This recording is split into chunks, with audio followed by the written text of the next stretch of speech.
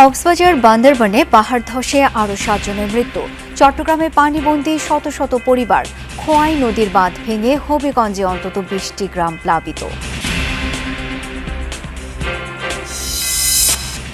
পাহাড় কাটা আর বন উজাড়কারীদের বিরুদ্ধে কঠোর অবস্থানের হুঁশিয়ারি প্রধানমন্ত্রীর। পরিবেশ রক্ষায় সচেতন হওয়ার তাগিদ। পরিবেশ রক্ষার সাথে বন উজাড়, পাহাড় কাটা, ম্যানগ্রোভ ধ্বংস এবং বন্যপ্রাণী নিধনের বিরুদ্ধেও আমরা চেষ্টা করছি যতটা ম্যাক্সিমাম পসিবল কঠোর অবস্থান নেওয়া যায়। শেখ হাসিনাকে দেশে ফেরাতে কূটনৈতিক চেষ্টার ঘাটতি নেই জানালেন পররাষ্ট্র প্রতিমন্ত্রী। গঙ্গা চুক্তি নবায়নে ইতিবাচক পথে এগুচ্ছে ঢাকা দিল্লি আলোচনা।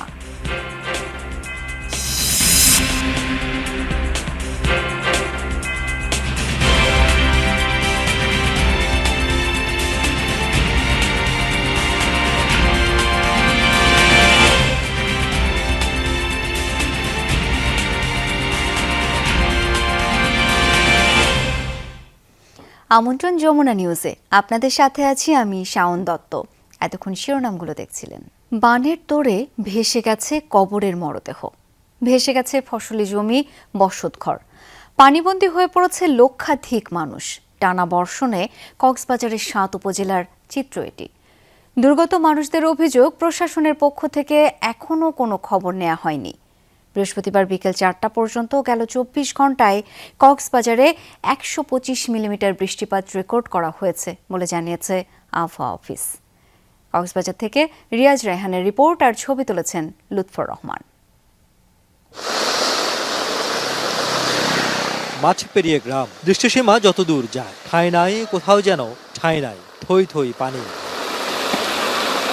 গেল কদিনের টানা বর্ষণে বিপর্যস্ত কক্সবাজারের 7 উপজেলার মানুষ, বিশেষ করে চকরিয়া, পেকুয়া আর নবগঠিত মাতামুহুরী উপজেলার মানুষের দুর্ভোগটা বাকিদের চেয়ে ঢের বেশি। পেকুয়া উপজেলার গুরুত্বপূর্ণ একটি বাঁধ বানের তোড়ে ভেঙে গেছে। কয়েক ঘন্টা ধরে চেষ্টার পর হাল ছেড়ে দেন স্থানীয়রা। ততক্ষণে তলিয়ে গেছে সব। রাত 3টার পর থেকে পানি বেড়িবাঁধ পার হয়ে পড়তেছে এবং এটা এখন ধীরে ধীরে বৃদ্ধি পাচ্ছে। এটা এখন নিয়ন্ত্রণের বাইরে চলে যাচ্ছে।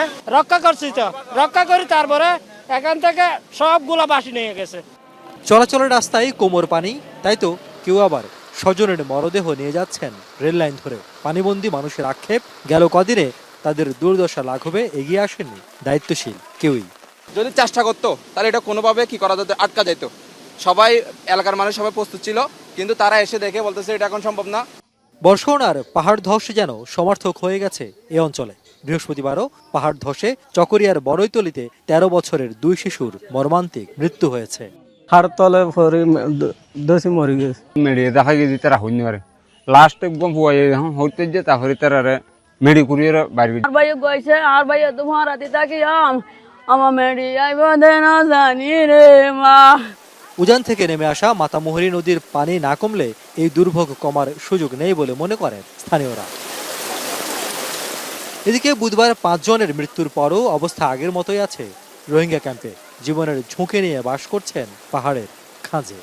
এখনো ডর আছে, হাঞ্জা নালে ডর বুঝি আমাদের বাদিল বেশি মজবুত করি ওয়াল তুলিলে পারিব। পানি জোর আসিমত কি হইয়া খাইন্দা লামি আসে, মানে মতে ফোন নাম্বারে মত মারে পানা টানা হরিণ বা আগ লামি আসে মত মানে হতে হই। এই ঘর এটা বিষয় আছে কেমন মাদে এলাম মদারাসে আছে, জানাই আছে, ঘরও বিষয় আছে। যেহেতু তারা অনেকদিন ধরে এখানে বসবাস করছেন এবং স্থান সংকুলন না হয় মূলত তারা এই ধরনের ঝুঁকি নিয়ে বসবাস করতে বাধ্য হচ্ছেন, সুতরাং এখান থেকে যাওয়ার আসলে বিকল্প তারা দেখছেন না। তারা বলছেন যাতে যত দ্রুত সম্ভব এটির একমাত্র সমাধান হতে পারে তাদেরকে প্রত্যাবাসন, অর্থাৎ তারা যেই ভূমি থেকে এসেছে নিজের ভূমি থেকে, সেই নিজের ভূমিতে ফিরে যাওয়াই একমাত্র সমাধান হতে পারে। না হলে এই যে বছর বছর প্রাণহানি বা বছর বছর ক্ষয়ক্ষতি, সেটি ঠেকানো বা সেটি রোধ করা একেবারেই অনেকটা অসম্ভব বলে মনে করছেন রোহিঙ্গা জনগোষ্ঠী। রিয়াজ রায়হান, যমুনা নিউজ, কুতুপালং, উখিয়া, কক্সবাজার। টানা বর্ষণ, জলাবদ্ধতা আর পাহাড় ধসে বিপর্যস্ত 3 পার্বত্য জেলার জনজীবন। বান্দরবানে পাহাড় ধসে প্রাণ গেছে 2 পরিবারের 5 জনের। বান্দরবান, রাঙামাটি ও খাগড়াছড়ির বেশিরভাগ সড়ক বন্ধ, নদ নদীর পানি বেড়ে নিম্নাঞ্চল প্লাবিত, পানিবন্দী শত শত পরিবার। গত 2-3 দিন ধরে বান্দরবানে বিস্তীর্ণ এলাকা ডুবে আছে পানির নিচে। সাঙ্গু ও মাতামুহুরী নদীর পানি বিপদসীমার উপর দিয়ে প্রবাহিত হচ্ছে। বান্দরবান সদর থেকে রাঙ্গামাটি, চট্টগ্রাম সহ অভ্যন্তরীণ উপজেলা সড়কগুলোর সাথে যোগাযোগ বিচ্ছিন্ন। বান্দরবান কেরানীহাট সড়কের লাল ব্রিজ এলাকায় পাহাড় ধসে পড়ায় বান্দরবান কেরানীহাট সড়ক বন্ধ। উভয় পাশে আটকা পড়া যাত্রীরা বিপাকে। ফায়ার সার্ভিস কর্মীরা ঘটনাস্থলে গিয়ে মাটি অপসারণ শুরু করে। চারিদিকে অবস্থা খারাপ, আমরা পাহাড়ের উপর থাকি, পাহাড় ধসেরও অনেক সম্ভাবনা আছে। এখন এই পরিস্থিতিতে অনেক কষ্ট হচ্ছে। আমাকে সকালবেলা স্টাফরা ফোন করা হয় যে পানি উঠে গেছে, উঠানে চলে আসছে, তো স্যার তাড়াতাড়ি ওই যে জিনিসপত্র সরাতে হবে। ওই জন্য আমি বেশি পানি হয়েছে, আমরা এখানে চলাচল করছি, অনেক কষ্ট হচ্ছে, ঠিক মতো নৌকা পাওয়া যাচ্ছে না, পরিস্থিতি বেশি খারাপ। আর রাস্তাটা উঁচু হলে একটু ভালো হইতো, একটু পানিতে আমরা তলায় গেছি। বেশিরভাগ দোকানপাট ডুবে গেছে, বেশিরভাগ ঘরবাড়ি ডুবে গেছে। 70% মানুষ এখন বন্যায় কবলিত আছে। কোনো স্কুল বা কোনো কলেজে আমি কোনো খোলা পাই নাই, না পাওয়ার কারণে আমি এখানে এসে আসতে নিছি। অনেক কিছু নাই, খাওয়ার কষ্ট, পানির কষ্ট। ভোরে বান্দরবানের লামা আজিজনগরে মিশন পাড়ায় পাহাড় ধসে মাটির নিচে চাপা পড়ে মৃত্যু হয় স্বামী, স্ত্রী ও তাদের 5 বছর বয়সী সন্তানের। 1.5 ঘন্টা পর একই এলাকায় আরেকটি পাহাড় ধসের ঘটনায় স্বামী স্ত্রীর মৃত্যু হয়। রাঙ্গামাটি, বাগাইছড়ি, মারিশা, দিঘিনালা সড়কের 3 কিলোমিটার এলাকায় রাস্তা ধসে যানবাহন চলাচল বন্ধ হয়ে যায়। চন্দ্রগোনা, বাঙ্গালহালিয়া সড়কেও পাহাড় ধসের ঘটনা ঘটে। রাঙ্গামাটিতেও পাহাড়ি ঢলে এবং নদ নদীর পানি বেড়ে প্লাবিত হয়েছে নিম্নাঞ্চল। চরম ভোগান্তিতে এসব এলাকার মানুষ। কাপ্তায়ে বন্যা ও পাহাড় ধসে ক্ষতিগ্রস্ত এলাকা পরিদর্শন ও ত্রাণ বিতরণ করে সংসদ সদস্য দীপেন দেওয়ান। বাগাইছড়ির সাথে দিঘিনালার সম্পূর্ণ যোগাযোগ, বাগাইছড়ির সাথে গোটা বাংলাদেশ যোগাযোগ বিচ্ছিন্ন। আসার পরে দেখি যে এই রাস্তার দুর্ভোগের কারণে আমরা পুরা মারিশায় লাশটা পৌঁছে দিতে পারি নাই। সর্বশেষ আমাদের ঘরে 2007 সালে পানি উঠছে, এখন আবার এই যে 2026 সালে উঠলো, এখনো পানি, ঘরে পানি। নিরাপদ পানির সমস্যা, খাদ্যের সমস্যা, বিভিন্ন ফসল নষ্ট হয়ে গেছে। মানুষ অনেক কষ্টে আছে। মানুষ কেউ না খাইয়ে মরতেছে, কেউ পানিতে ডুবে মরতেছে। খাগড়াছড়ির বেতছড়ি, মারমাপাড়া, বিচিতলা, লারমাপাড়া, বটতলার আংশিক এলাকা এখনো জলাবদ্ধতার কবলে। চেঙ্গি ও মাইনি নদীর পানি কিছুটা কমলেও প্লাবিত এলাকাগুলো থেকে পানি নামেনি। কবাখালী, মেরুং সহ কয়েকটি স্থানে সড়ক তলিয়ে যাওয়ায় যান চলাচল বন্ধ। দিঘিনালা থেকে সাজেক, লংদু ও বাগাইছড়ি সড়ক যোগাযোগ বিচ্ছিন্ন। ফলে সাজেক পর্যটন কেন্দ্রে আটকে আছে 4.5 শতাধিক পর্যটক। দিঘিনালা 33 কেবি বিদ্যুৎ উপকেন্দ্রে পানি ঢুকে পড়ায় পুরো উপজেলায় বিদ্যুৎ সংযোগ বন্ধ। বাড়ি পানিতে একদম ডুবে গেছে, চাল পর্যন্ত পানির নিচে। কেউ কেউ নিজের আত্মীয় স্বজনের বাড়িতে গেছে, কেউ কেউ আশ্রয় কেন্দ্রে আশ্রয় নিছে। তো খুবই দুর্ভোগে আছে আমাদের এলাকার মানুষজন। রান্না বাড়া নাই, খাওয়া নাই, মনে করে গরু বাছুর 8 মহিলা ভালো লাগিয়েছে। শহীদুল সুমন, যমুনা নিউজ। টানা বৃষ্টি ও পাহাড়ি ঢলে হবিগঞ্জের খোয়াই নদীর বাঁধ ভেঙে 20টি গ্রাম প্লাবিত হয়েছে। বৃহস্পতিবার রাতে সদর উপজেলার চর হামুয়া কালীগঞ্জ এলাকায় বাঁধ ভেঙে বিস্তীর্ণ এলাকা প্লাবিত হয়। কয়েক হাজার একর ফসলি জমি পানির নিচে তলিয়ে গেছে। আকস্মিক প্লাবনে অনেকেই কোনো উপায় না পেয়ে উঁচু রাস্তা বা বাঁধে আশ্রয় নিয়েছে। পানি উন্নয়ন বোর্ড বলছে, রাতের অন্ধকারে ঠিক কী পরিমাণ বাঁধ ভেঙেছে তা নিরূপণ করা সম্ভব হয়নি। একই কারণে কোনো সংস্কার কাজও করা যাচ্ছে না। শুক্রবার সকালে পরিস্থিতি বিবেচনায় সংস্কার কাজ শুরু করা হবে। পাহাড় কাটা ও বন উজাড় বন্ধে সরকার কঠোর ব্যবস্থা নেবে, এই প্রতিশ্রুতি দিলেন প্রধানমন্ত্রী তারেক রহমান। পরিবেশ দিবস উপলক্ষে রাজধানীর বাংলাদেশ চীন মৈত্রী সম্মেলন কেন্দ্রে জাতীয় বৃক্ষরোপণ অভিযান ও বৃক্ষ মেলার উদ্বোধন করেন তিনি।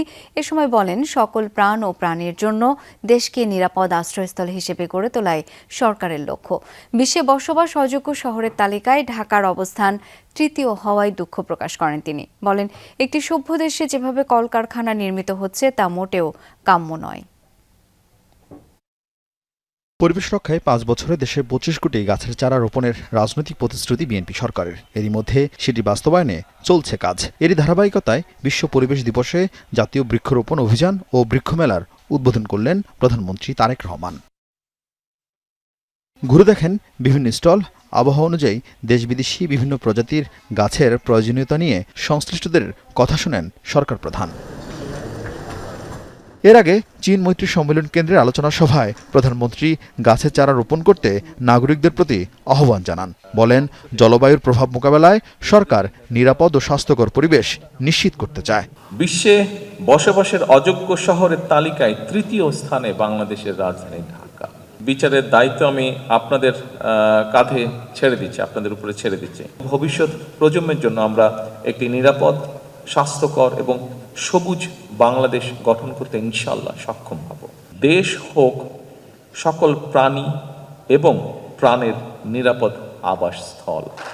অনুষ্ঠানে পাহাড় কাটা ও বন উজাড়কারীদের বিরুদ্ধে বর্তমান সরকারের কঠোর অবস্থানের কথা জানান সরকার প্রধান। পরিবেশ রক্ষার সাথে বন উজাড়, পাহাড় কাটা, ম্যানগ্রোভ ধ্বংস এবং বন্যপ্রাণী নিধনের বিরুদ্ধেও আমরা চেষ্টা করছি যতটা ম্যাক্সিমাম পসিবল কঠোর অবস্থান নেওয়া যায়। এর ভিতরে আমরা বেশ কিছু কাজ করার চেষ্টা করেছি, কিন্তু বহুদিনের একটা ব্যাপার, এই মাইন্ডসেট চেঞ্জ করা খুবই কষ্টকর, খুবই দুঃসাধ্য ব্যাপার হয়ে দাঁড়াচ্ছে, ডিফিকাল্ট ব্যাপার হয়ে দাঁড়াচ্ছে। এই জিনিসটা আসলে মানুষকে বোঝাতে বেশি। বহির্বিশ্বের গ্রিন ফ্যাক্টরির কথা তুলে ধরে দেশের কলকারখানার বিদ্যমান বর্জ্য ব্যবস্থাপনা নিয়ে ক্ষোভ জানান প্রধানমন্ত্রী। বলেন, শুধু আইন দিয়ে সবকিছুর সমাধান হয় না। ইন্ডাস্ট্রি আছে, অবশ্যই সেটা একটি ভালো বিষয়, কিন্তু মিল ইন্ডাস্ট্রির কারণে সবকিছু মিলিয়ে দুপাশের রাস্তার যে অবস্থা, এটি আপনাদের প্রত্যেকেরই চোখে পড়েছে। আমার মনে হয় কোনো একটি সভ্য দেশে, একটি সিভিলাইজড দেশে এরকম পরিস্থিতি বোধহয় হওয়ার কারণ নয়। পুলিশ জোর আইন দিয়ে সবকিছু করা সম্ভব নয়, আমাদেরকে এটা অ্যাওয়ারনেসের মাধ্যমে করতে হবে। উন্নয়ন ও পরিবেশকে একে অপরের প্রতিদ্বন্দ্বী হিসেবে না দেখে বরং প্রকৃতির সঙ্গে সম্প্রীতি বজায় রেখে উন্নয়ন এবং সমৃদ্ধি গড়ে উঠুক। অনুষ্ঠানে প্রধানমন্ত্রীর কাছ থেকে এবছরের পরিবেশ পদক পান 3 ব্যক্তি ও 3 প্রতিষ্ঠান। বৃক্ষরোপণে পুরস্কার পায় 21 জন। এছাড়া বন্যপ্রাণী সংরক্ষণে জাতীয় পুরস্কার পেয়েছেন 3 ব্যক্তি ও বন্যপ্রাণী অপরাধ দমন ইউনিট। প্রধানমন্ত্রীর কাছ থেকে প্রাণীবিদ্যা বিভাগের আরিফিন শাকিল, যমুনা নিউজ, ঢাকা। দেশি বিদেশি বিনিয়োগ বাড়াতে এবং বিনিয়োগকারীদের জন্য সেবা সহজ করতে ইনভেস্ট বাংলাদেশ আইন 2026-এর খসড়া অনুমোদন দিয়েছে মন্ত্রিসভা। প্রধানমন্ত্রী তারেক রহমানের সভাপতিত্বে অনুষ্ঠিত মন্ত্রিসভার এই খসড়া চূড়ান্ত অনুমোদন দেওয়া হয়। নতুন আইনের আওতায় বিডা, বেজা ও পিপিপি এর কার্যক্রম সমন্বিতভাবে পরিচালিত হবে। মন্ত্রিসভার বৈঠকে একই সঙ্গে জাতীয় নবায়নযোগ্য জ্বালানি উন্নয়ন কৌশলপত্র 2026-2030 এবং আমদানি নীতি আদেশ 2026-2029 এর খসড়াও অনুমোদন দেওয়া হয়েছে।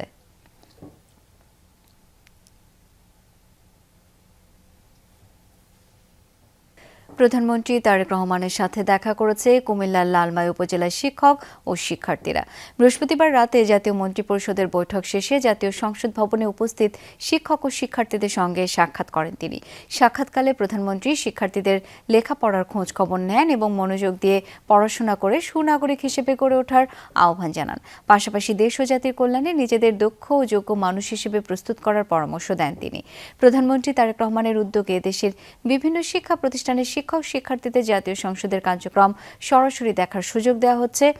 এরই ধারাবাহিকতায় এবার কুমিল্লার লালমাই উপজেলার 45টি শিক্ষা প্রতিষ্ঠানের 127 জন শিক্ষার্থী এবং 43 জন শিক্ষক জাতীয় সংসদ ভবন পরিদর্শন করে।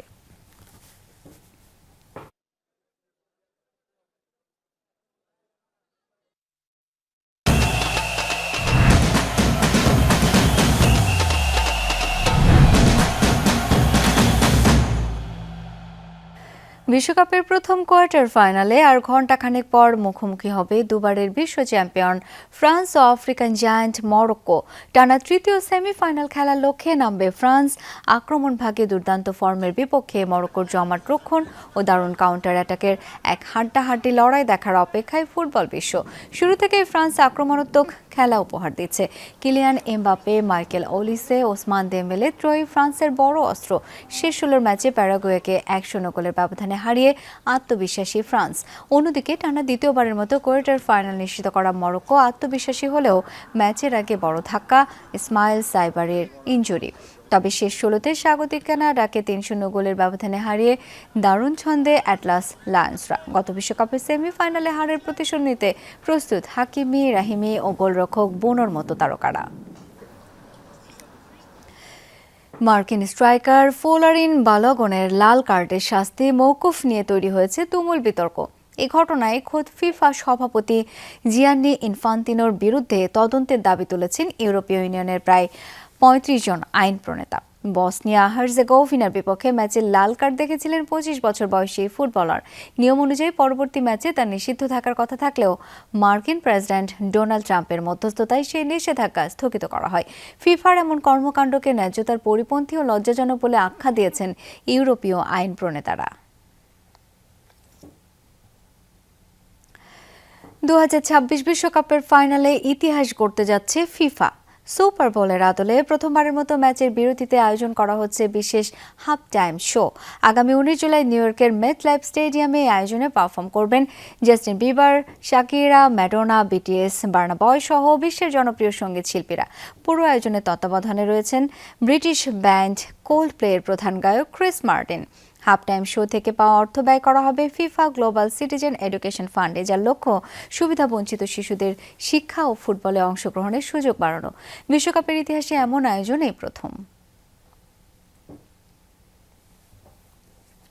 সাবেক প্রধানমন্ত্রী দণ্ডিত শেখ হাসিনাকে দেশে ফেরাতে কূটনৈতিক চেষ্টার কোনো ঘাটতি নেই জানিয়েছে পররাষ্ট্র মন্ত্রণালয়। বিকেলে এক ব্রিফিংয়ে এমনটা জানিয়েছেন পররাষ্ট্র প্রতিমন্ত্রী শামা ওবায়েদ। প্রতিমন্ত্রীর দাবি, বন্দি বিনিময় চুক্তির আওতায় তাকে আনতে চায় ঢাকা। পাশাপাশি ডিসেম্বরে শেষ হতে যাওয়া গঙ্গা চুক্তি নবায়ন নিয়ে ঢাকা দিল্লি আলোচনা ইতিবাচক পথে এগুচ্ছে বলেও জানান তিনি। আরও বলেন, পররাষ্ট্র সচিব নিউ ইয়র্ক ও জেনেভায় নতুন দূতের পাশাপাশি ব্রিটেন ও ভারতের নতুন হাই কমিশনার নিয়োগে পেশাদারিত্ব প্রাধান্য পাচ্ছে।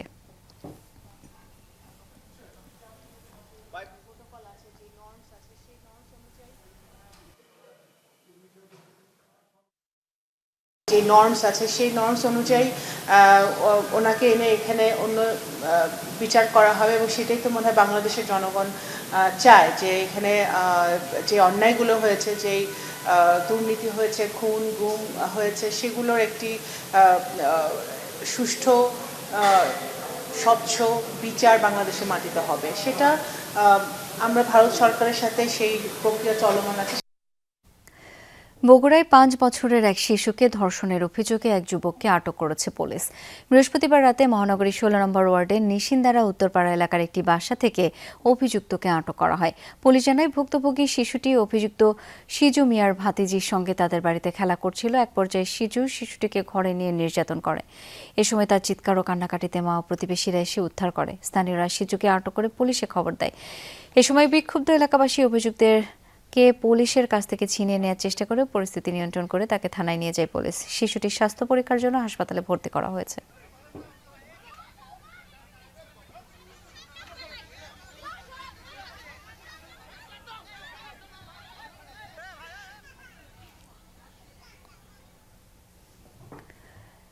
বাংলাদেশ জিম্বাবুয়ে ওয়ানডে সিরিজের খবর। দ্বিতীয় ওয়ানডেতে বাংলাদেশকে ১৩ রানে হারিয়ে এক ম্যাচ হাতে রেখে সিরিজ জয় করেছে জিম্বাবুয়ে। ২৪৮ রানের টার্গেটে ব্যাট করতে নেমে ২৩৪ রানে শেষ হয় টাইগারদের ইনিংস। হারারেতে আগে ব্যাট করতে নেমে প্রথম ওভারেই ব্রায়ান বেনেটকে হারায় জিম্বাবুয়ে। ৬৬ রানে হারায় ৬ উইকেট। সেখান থেকে জুটি গড়ে ধাক্কা সামাল দেন ওপেনার বেন কারান ও সিকান্দার রাজা। ৩৩ করে আউট হওয়ার খানিক বাদে ফেরেন ক্লাইভ মাদান্দে। সেখান থেকে ব্র্যাড ইভান্সকে নিয়ে ৯৯ রানে জুটি করেন কারান। ইভান্স ৩৮ বলে করেন ৫৮। কারান অপরাজিত থাকেন ১১১ রান করে। জিম্বাবুয়ের নবম ব্যাটার হিসেবে ওয়ানডেতে পুরো ৫০ ওভার ব্যাট করার কীর্তি করলেন বেন কারান।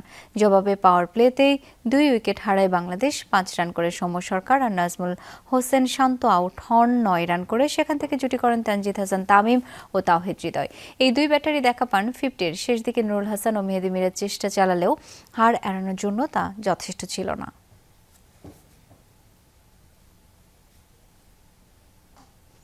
এই ছিল যমুনা নিউজে। ধন্যবাদ এতক্ষণ সাথে থাকার জন্য।